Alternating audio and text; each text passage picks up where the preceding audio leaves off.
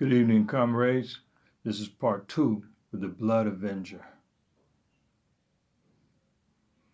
And we left off on you reap what you sow when you take another person's life and the justice system does not work. And it's been seen repeatedly that the slave descendants and the descendants of slaves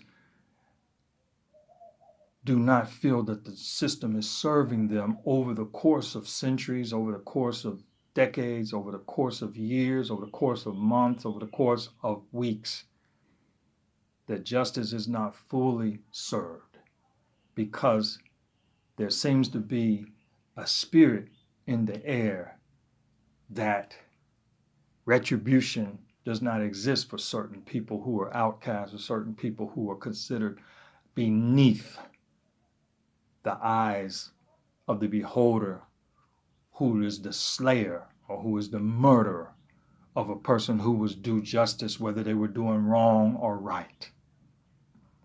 So we talk about the blood avenger as the next of kin, the one that father, that mother, that brother, that uncle that's close to the one who was slain. You answer to them. Accountability is to them and the community. And if you have been found and weighed in the balances and found wanting, sentences passed on you. Back in the Old Testament, death was required, an eye for an eye. One of the things that America, the West, who abuses power on many occasions, not every occasion, but in many occasions, you have to understand you answer to the people. And if you answer to the people, you're accountable to the people, because the people are why you are in that position. You didn't get up there by yourself. If you're representative of the people will respond favorably. But if you represent one type of people and you discard the other, you divide the system, you divide justice, and you create inequality. And then you cause the system to produce a futile or a fertile ground for vigilantism, a fertile ground for people taking the law into their own hands and becoming the one that avenges blood because they're still grieving that justice was not served. Relative impunity is a term that's used when something small is done about the situation, little to nothing is swept under the rug. A light tap on the wrist for taking a life just because the person has donned a blue uniform with a badge and has broken the law, rather than throw him away for what the elitist or the ruling class calls low-life thug. You will let him live, and you will let the family go grieving because they lost one. And the judge, jury, and the executioner had taken it upon himself to take the life where the person could not even testify for themselves. Your word against the dead man's word. And that's why I said the Avenger of Blood has been from the beginning of times, especially in the scriptures, where those people are the ones you answer to, and they have a right to take the life in the Old Testament of those who took the life maliciously of one of their loved ones. If it was a mistake, they still was given refuge, as I said in the first lesson, the first part. So, what we need to know and understand that when you can't render justice because the color of a man's skin happens to be the wrong color, or the color of the man's skin happens to be the wrong one that was in flight from a car that was stolen or a car that was said to be stolen, and you decide to take that life and retribution is not given and it's swept under the rug, or is given relative impunity, little to nothing done about it, the system eventually creates a fertile ground for vigilantism, as I said in part one. It creates a fertile ground for an eye for an eye, a life for a life. God has set it up to where men can pass judgment on man for doing wrong. He doesn't have to do it. He left it to us to be accountable to that on our watch. And if we can't deliver, somebody may take it upon themselves to do so. What are you going to do about it? They may commit themselves to death. What are you going to do about it? The responsibility you have is to see to it that justice is served, not white justice, not black justice, but justice for the human race.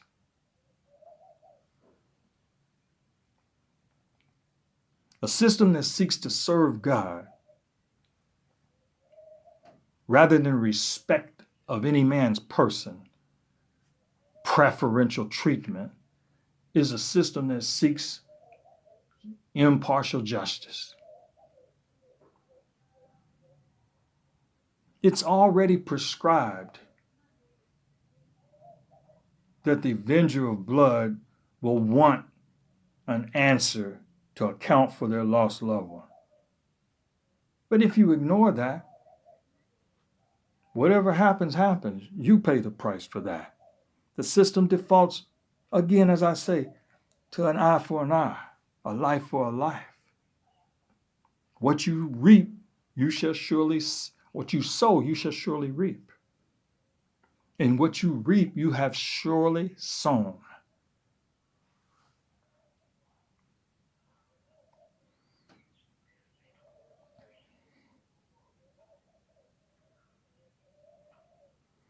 Even the outcast of mankind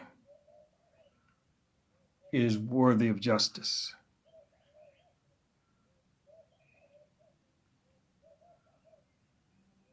God looketh and notices the outcasts of society and who man throws out. If God sees something in them, then why can't you?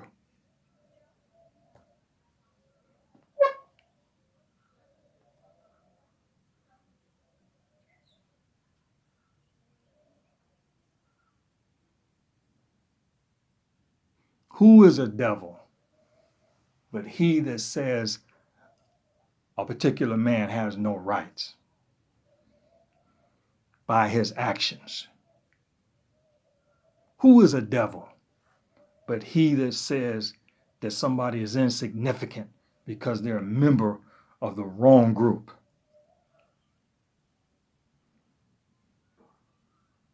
Who is a devil but he that, being a bigot, when he looks at a young man of a different race and feels that he's nothing more than a cockroach and he blows his brains out, he's a devil. Some of them are so sick that they don't even think that any of these lives that are killed, the blood is crying out from the soil, is worth even going to court to waste anybody's time over. That's how sick they are. There's a book that was written by a psychologist named Bobby Wright. I believe he had a PhD, a doctorate, called The Psychopathic Racial Personality. Psychopathic racial personality. Psychopath is basically a person that continually violates the rights of others and can't be taught to learn, can't learn from their mistakes or learn from what they do. They continually think that what they're doing is right thing to do. Sick, very sick. And a lot of those people have been allowed to be public servants.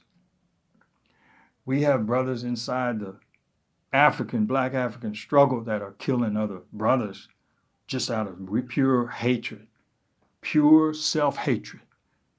And the blood of the ground cries out for the brothers that they have and the lives they have taken. And the Avenger of Blood is looking for them to pay the price. And a lot of these guys, You could say they're hiding. They haven't been taken to the law for what they've done. But they're not really hiding, as one criminologist said in a book I read. He said they're just unknown. They're not hiding because they're out here among us. They're just unknown. By the time they become known, is discovered, is the time you can take them in. And I understand it's a hard life out there for the slave descendant. You got brothers disrespecting you. You got brothers talking crazy to you. You got brothers using effeminate terms to you to disgrace you because of the hatred that he has in his heart. He wants to demean you. You already got the system's foot on your neck, but he's compounding the situation by telling you you ain't nothing. Ninja. He's calling you low like his oppressor would call you. And he's taken the life of his brother Abel, like the brother Abel. And that blood, the ground received that blood, and the blood cries out from the ground. Even to this day, the blood of many brothers is crying out from the earth, from Negro men who have subjugated themselves to Satan to kill their own brother, and then the oppressor killing their own brother also. And they both slinging and killing, one in the name of the law, one in the name of street justice, or whatever the case may be. And the Avenger of Blood has both of you in their crosshairs. It'll never be over. The cycle, the vicious cycle will continue. And then when you take one man's life, it'll be required on you sevenfold. If you take, and somebody takes that man's life, it's going to be required 70 plus 7, 77 times, as the Old Testament said, to keep there from being a perpetual, endless motion of a murder. How do we clean ourselves up from this? How do we get ourselves up out of this? Got to have a repentant heart. A lot of these brothers, a lot of these people, a lot of these infidels, a lot of these slave makers, slave catchers, or whatever you want to call them, bigots and black on black murdering spirits. A lot of them guys have no repentant heart. They don't have no sense of God in them whatsoever.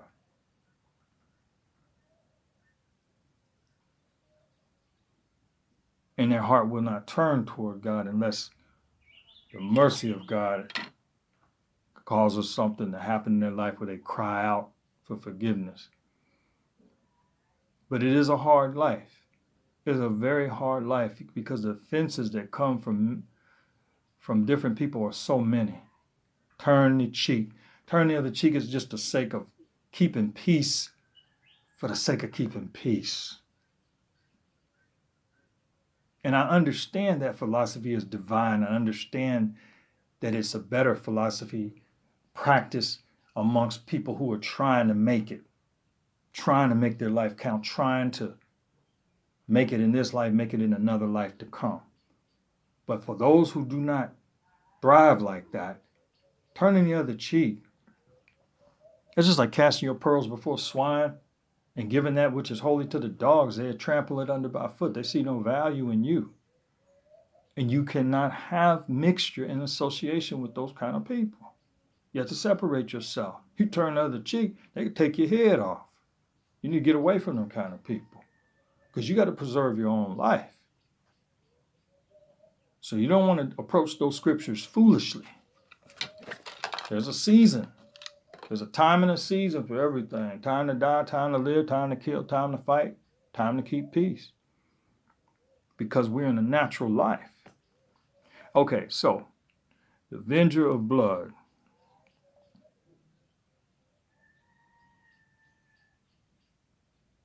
So the bottom line is you cannot escape. God has the last say, so you cannot escape. You cannot escape killing and taking innocent life. Your sins will find you out. You will be hunted. You will be having night sweats. You will wake up in nightmare thinking that they're coming for you because your guilty heart, knowing that you did what you did. That's the price. You won't have peace. This is part 2 of the conclusion. I will pick up in part 3. Peace, love, and God bless you.